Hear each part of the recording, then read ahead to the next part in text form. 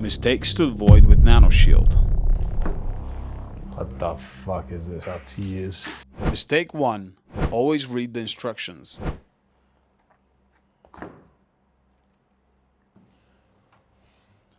Mistake 2. First step is always to dampen the number 1 microfiber cloth. Then you spray NanoShield on the dampened cloth as well as some on the car and you coat it. Whoa, whoa, whoa, whoa, whoa, whoa, whoa, whoa. What are you doing? What? Mistake 3. It's too close and it's too much. Not a lot and from high up above. You take the coating cloth, distribute it through the surface of the car like this.